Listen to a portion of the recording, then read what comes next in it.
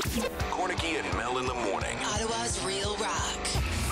Rebel 101.7. Wow, with the Sens taken back to the ice, we decided this year we were going to try to talk to somebody that sort of follows it, is knee-deep in it constantly. Keeping an eye on the team, Brandon Maki from Silver 7 Sens on the horn with us. Good morning, dude. How you doing today? Good morning. I'm well. How are you guys? Doing okay. Not great as a fan after dropping that one yesterday. The first two periods were looking pretty solid.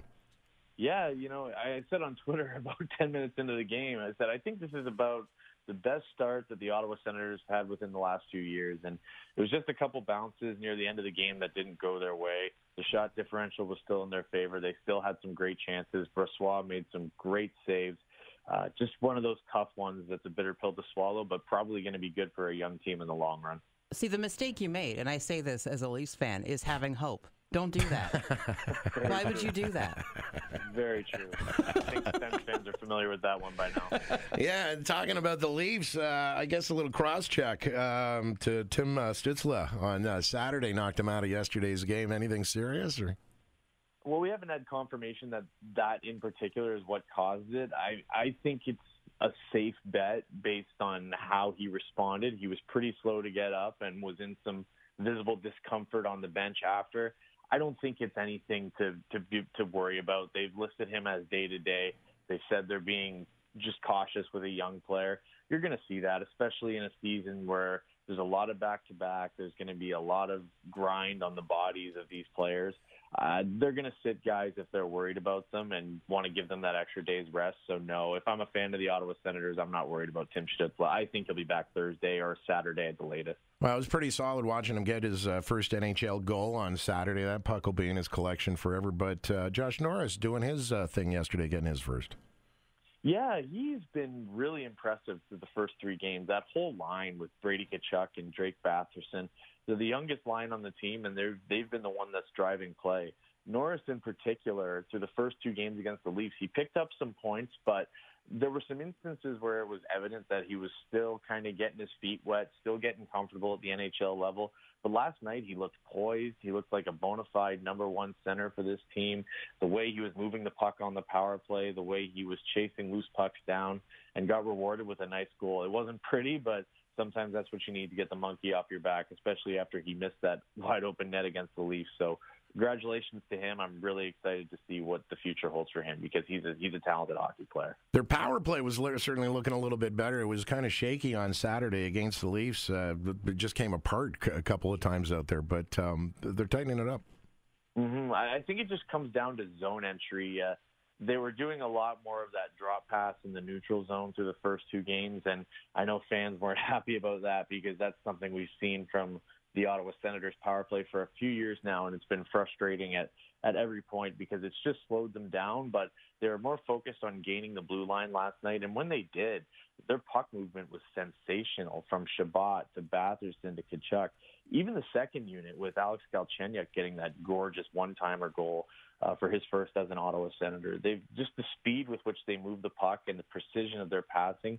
It's not something that we've seen from them in the past few years, and now that they have a little more skill in their lineup, if they can keep doing it, they're going to make some noise on the power play because they have the talent. It's just a question of consistency now. Well, the last three games, they've been certainly getting enough shots on net.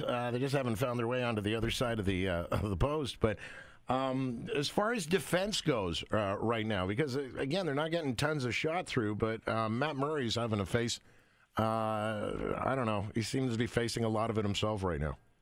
Yeah, well, the first two games are against the Toronto Maple Leafs, and that's one of the better offensive units in the league.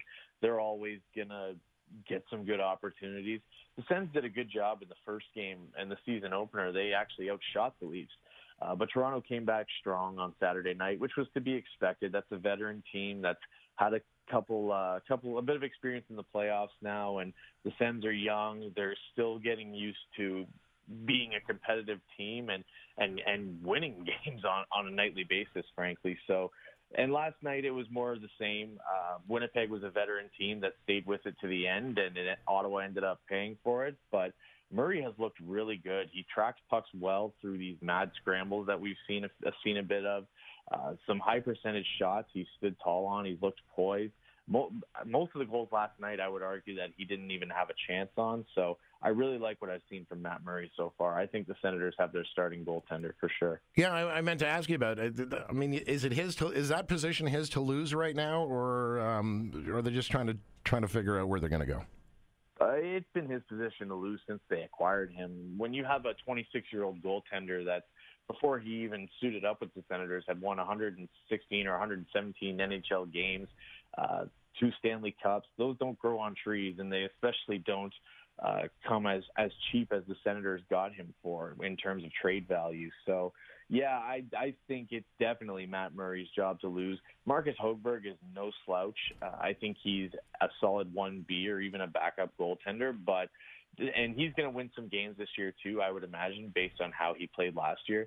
But when you have a guy with Matt Murray's pedigree, and we've seen firsthand the talent that he has as well, it's going to take a Herculean effort to get Matt Murray off that number one goaltending pedestal. And looking forward to tomorrow night's game. Any changes on lines or anything you foresee, or they're still trying to massage things?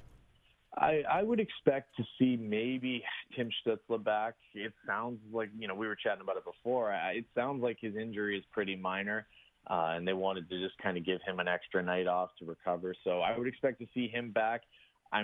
Would be surprised if Alex Galchenyuk comes back out of the lineup, though, based on the way he's played. In terms of other guys jumping in, maybe we see Colin White get another look.